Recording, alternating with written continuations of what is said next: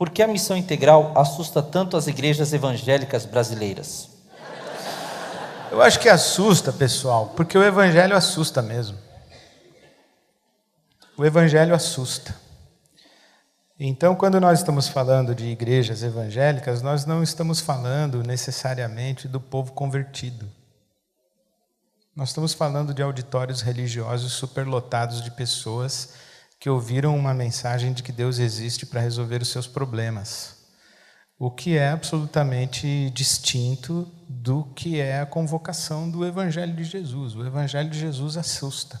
Você tem que negar a si mesmo, viver para o próximo, incluir o outro na sua agenda, repartir o que você tem, devolver o dinheiro injusto que você acumulou, você tem que restituir quem você roubou, você tem que...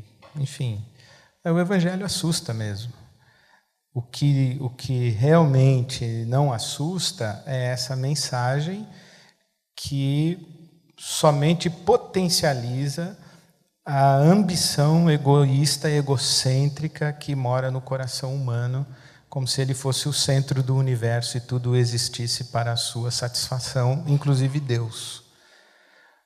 Então é muito mais fácil você encher uma igreja fazendo promessas de que se você não conseguiu alcançar os seus objetivos, os seus sonhos e realizar os seus anseios pelos caminhos que você já tentou, Deus vai fazer isso para você se você tiver fé e se você semear aqui. É uma troca. Você me dá e eu garanto que Deus realiza tudo que você quer que Ele realize na sua vida. Aí a gente fica com a igreja cheia, mas isso não é o Evangelho.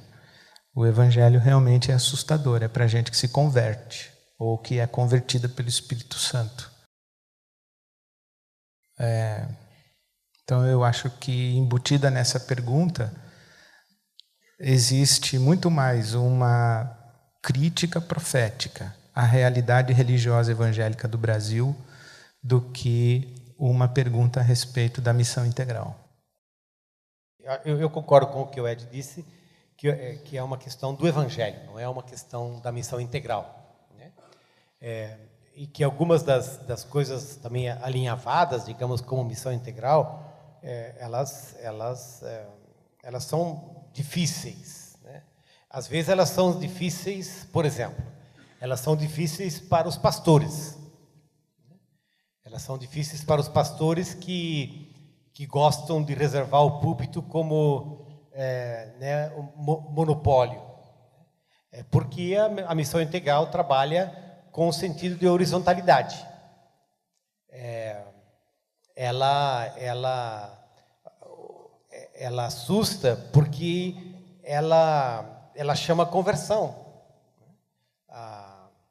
A missão integral, eu acho que é importante reconhecer também que dentro desse universo da horizontalidade e da comunidade, precisa ter lugar para a confissão, precisa ter lugar para o recomeço, né? Então, a gente vive como uma comunidade em contínuo processo de escuta da palavra, de escuta do irmão e também de articulação de modelos de obediência cristã hoje. E, nesse sentido, trabalhar com modelos prontos, hierárquicos, clericais, é complicado, porque a missão integral, digamos, ela estabelece uma crítica a essa dimensão, né? Acho que uma das outras coisas importantes, e na pergunta anterior, acho que eu estava embutido também, é essa coisa de que a gente busca transparência e coerência. Não porque a gente tenha tudo resolvido e pronto, mas porque o Evangelho nos convoca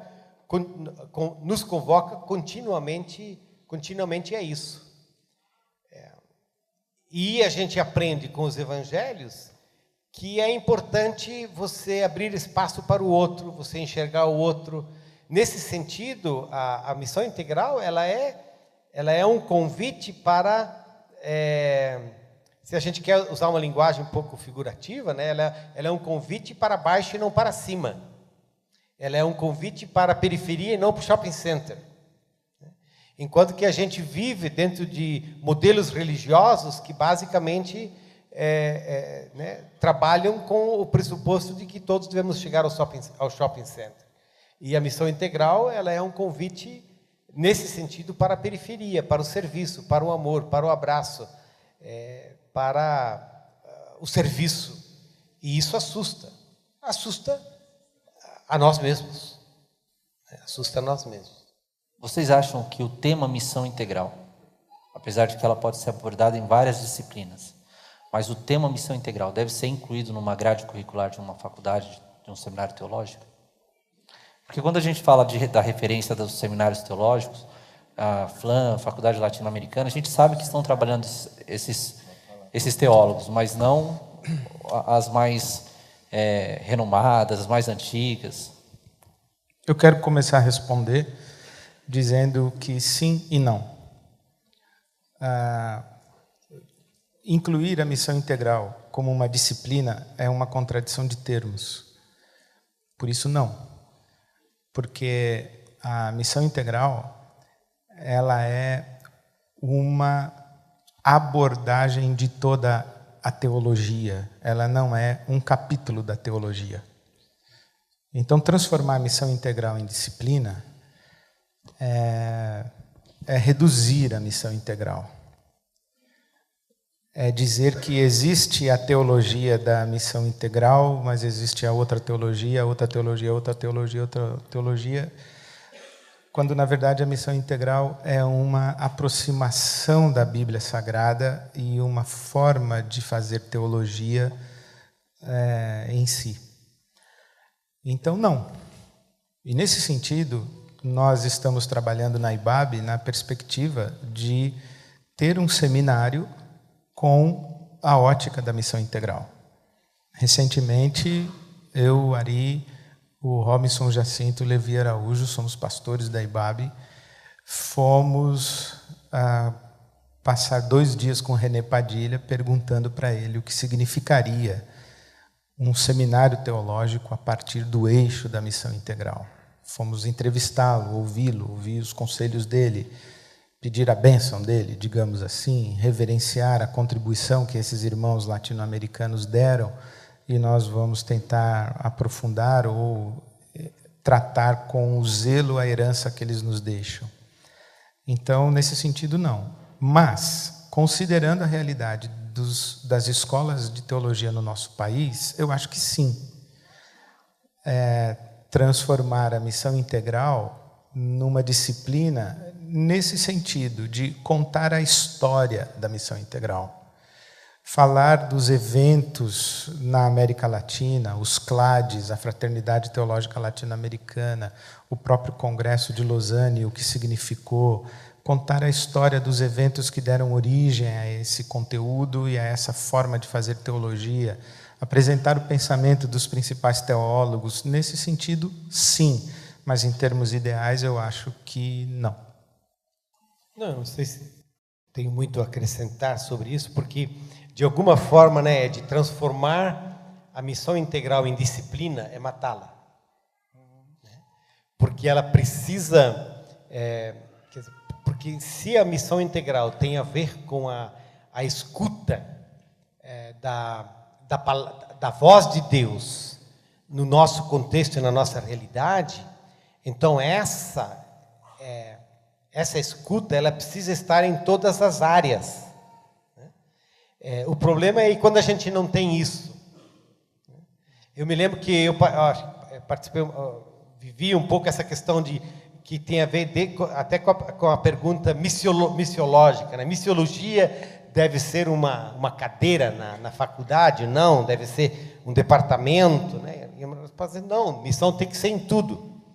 Mas o Stephen Neal disse, se tudo é missão, nada é missão. Então, como que você particulariza algumas coisas? Então, em si, eu acho que não é uma pergunta tão objetiva, de dizer sim ou não. A pergunta é, quais são os fundamentos que geram toda a questão da formação teológica? Aliás, nós não falamos sobre isso aqui hoje à noite, mas formação teológica certamente foi um dos capítulos dessa história da missão integral, justamente como uma crítica a um currículo importado, a um currículo abstrato, a um currículo socrático na formação de teologia, e a busca de um currículo que seja mais bíblico, que seja mais encarnacional, que tenha mais até uma narrativa e não só uma teologia narrativa e não só sistemática, porque nesse sentido a missão integral ela tem consequências enormes para toda a questão da formação teológica. Até alguns têm perguntado, mas qual é o método da missão integral? E eu acho que uma das primeiras respostas minhas seria: a pergunta é errada. Porque a pergunta pelo método já te remete a uma área da qual você quer fugir. Te remete a uma área onde a teologia acaba sendo, entre aspas, ciência, dentro do universo iluminista de conceptualização e de formulações propositivas. Quando a gente está dizendo, não, a missão integral tem que ser a escuta da palavra de Deus no chão da nossa realidade e a gestação comunitária de processos de obediência que respondam a essa escuta. Esse é o nosso método, por assim dizer. Um dos critérios fundamentais nesse método é a questão do reino de Deus. Então, nesse sentido, Tiago, a pergunta também é se a missão integral deve estar no currículo. A pergunta é: o reino de Deus como uma chave hermenêutica que nos ajuda a interpretar, a escutar a palavra de Deus e interpretar a realidade na qual nós vivemos, está presente tanto na vida da nossa igreja como na vida das nossas instituições teológicas. Se essa dimensão de um reino de Deus não está presente, então tem que revisar todo o currículo e não só botar um encaixe nesse currículo. Respondido.